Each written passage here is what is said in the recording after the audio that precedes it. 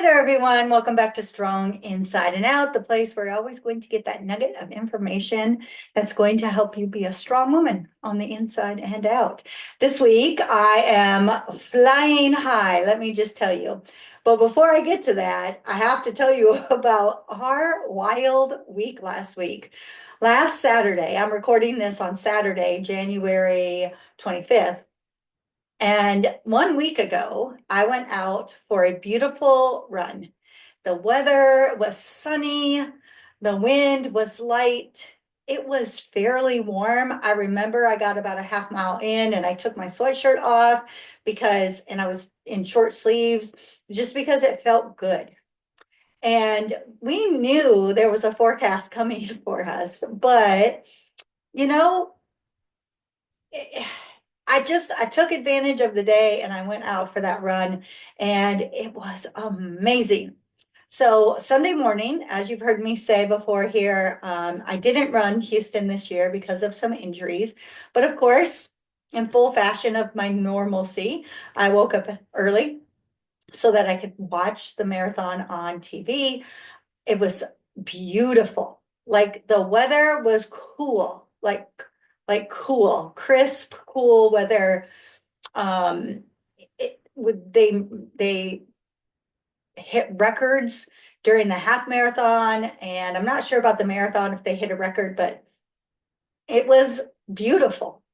And watching everyone run, I just thought, oh my gosh, I need to get out. And so got workouts in last Sunday as well. And then I got to spend time with my daughter.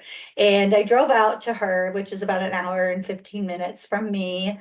And she did my hair.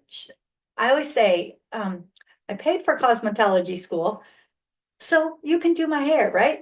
So she did my hair, and then we got to go have dinner. We had sushi and some wine and just enjoyed each other's company. And then I drove home. And I got home and it was starting to get really chilly. But Monday still was not too bad. We didn't have any frozen anything at that point. And so I ran back to the store to just get some last minute things. And then it hit. And y'all, my area of the city got three-ish, a little more than 3 inches of snow.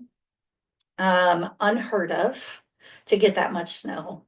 And I mean, I've had snow here in Houston before since I've lived here, but that was a lot of snow. And what was great about it is it was cold, but it wasn't dreadfully cold like where I'm from up in northern Iowa.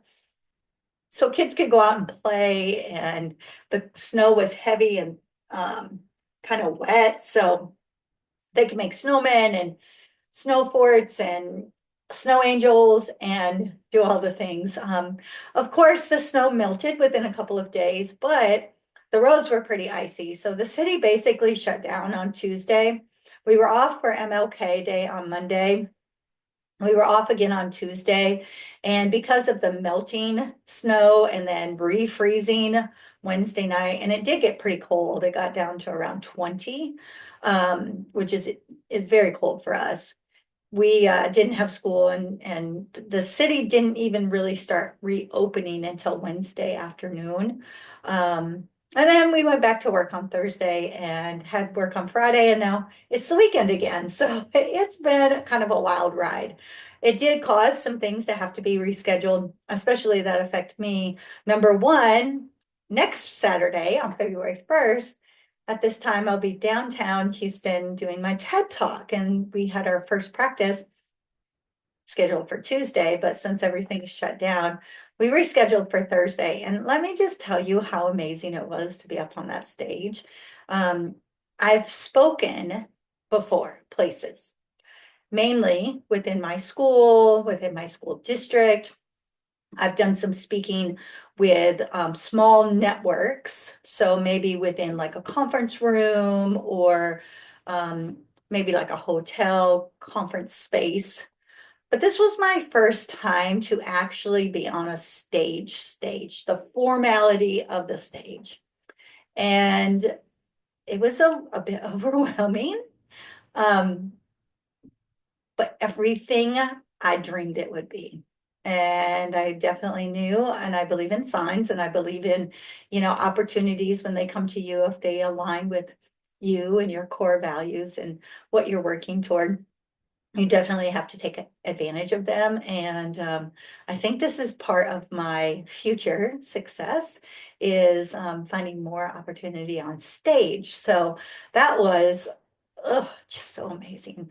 And then of course, there's all the other things that go with it. Now I'm figuring out my outfit. I'm going a little bit later, make sure my nails are done.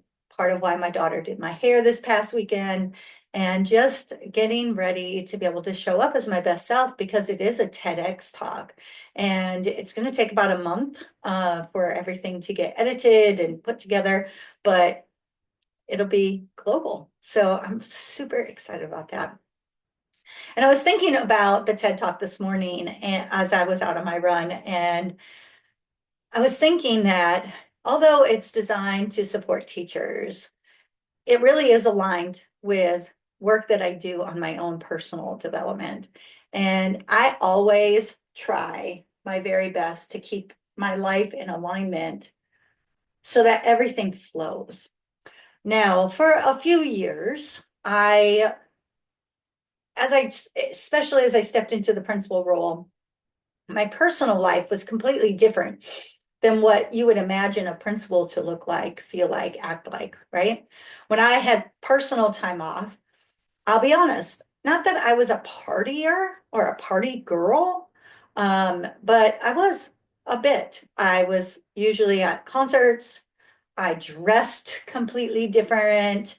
Um, my talk was completely different. I had a crew that I hung around that was completely different. Um, and I sheltered the two from each other. My personal people, many of them worked with me in the school district, and so they knew, my trajectory and what I was doing in the principal space. But I didn't really share with my principal people what I did in my personal life. And I had to start to get to a place where I realized I am me and I want to live authentically. You've heard me talk about my journey over and over and how many adjustments I've made over the years. And I think it's exhausting when you try to be two completely different people. And so I embrace the fact that I do love a hard rock concert. I do love a good tequila. I do love a great martini. I do love beer. I do love a great bottle of wine and great food. I love a barbecue. I love a crawfish boil. I love hanging out at a local pub. I even love going to like little divey bars and just feeling the atmosphere and the people and getting to know people and meeting people and all of the things. And I also love when I can walk into rooms that have people that have had so much success in their careers. I love when I can step in and share my expertise in leadership or teaching and education. I love to be able to dress professional and be able to show up in spaces and be part of learning from others. So I love all of the things about all the aspects of my life. And I didn't want to be in a space anymore where one was being sheltered from the other. Now, did I walk up to children and say, hey, I was just at the best Kiss concert this past weekend? Yes, I'm dating myself, but I've been to Kiss.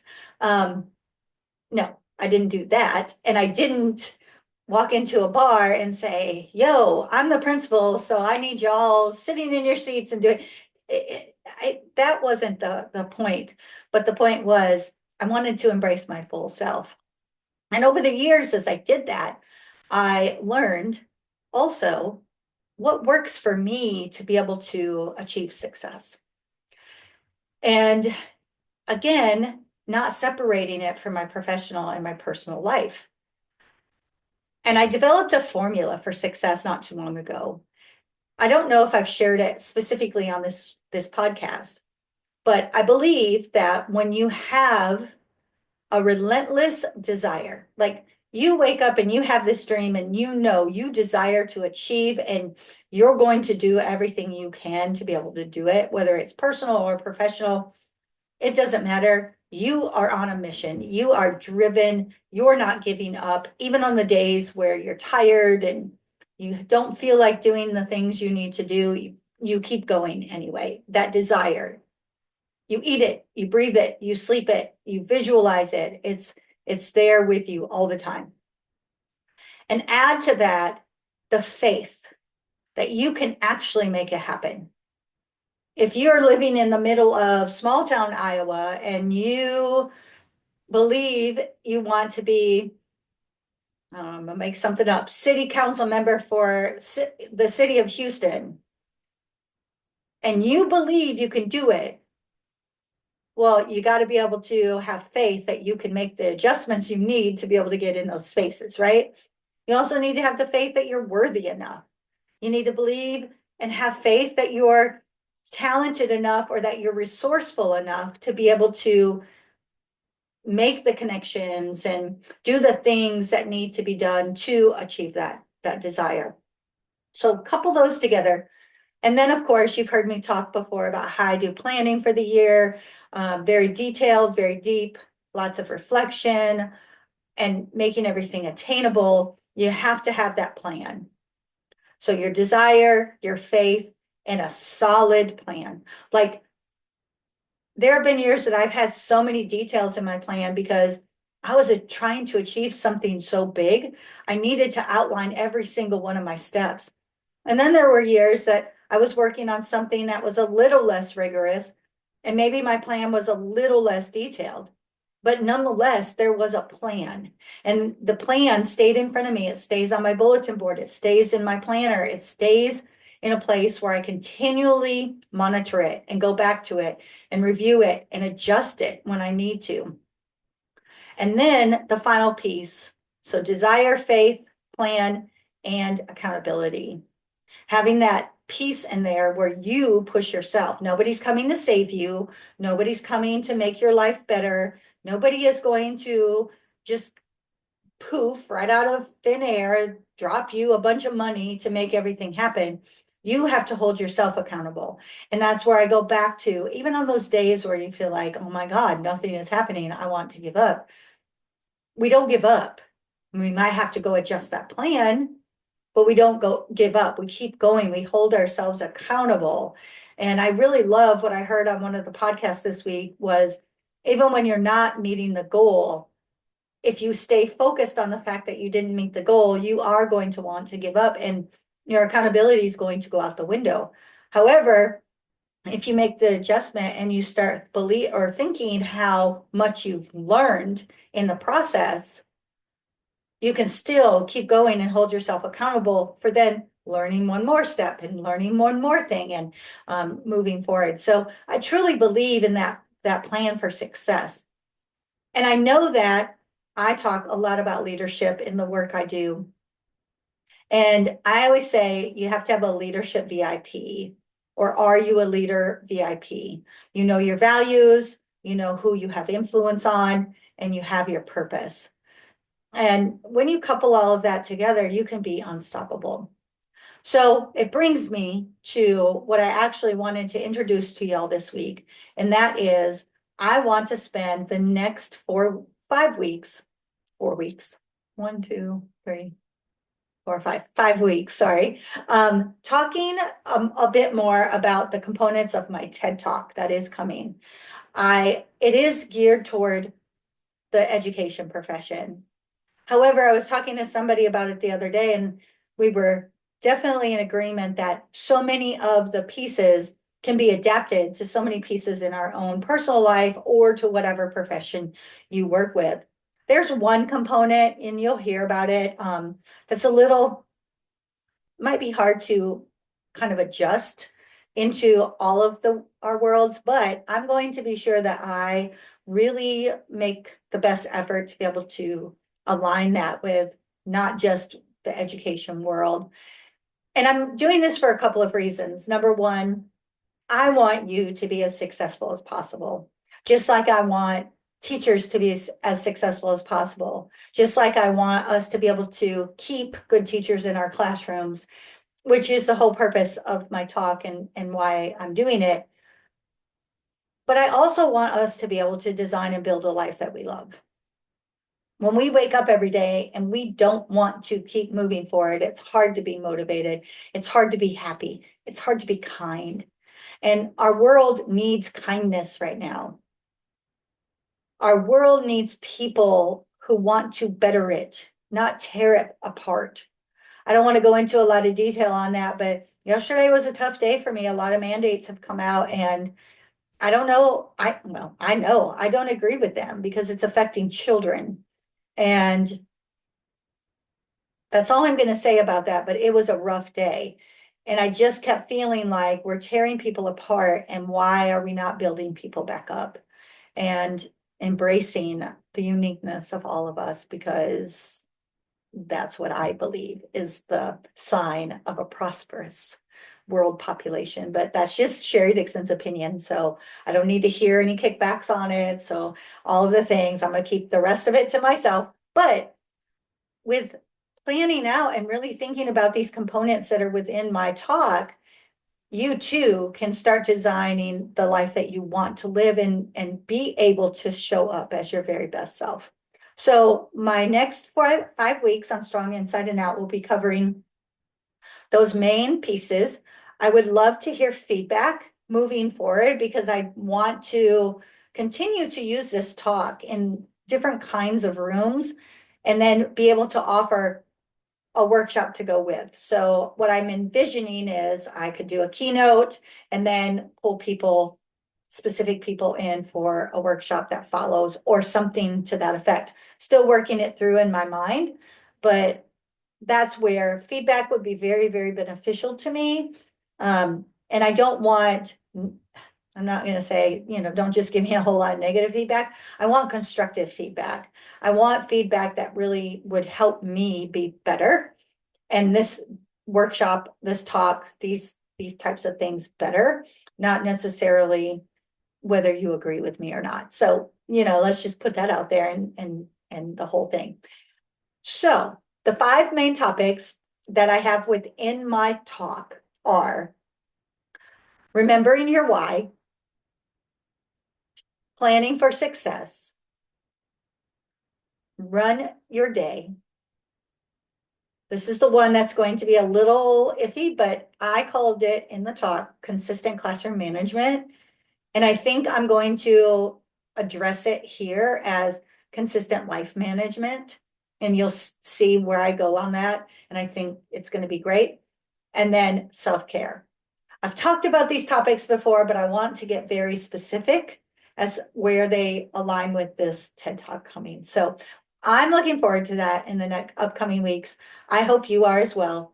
I do ask if maybe this doesn't resonate with you, but you know somebody that really could benefit from listening to the upcoming talks or even today's or some of my past conversations here on the podcast.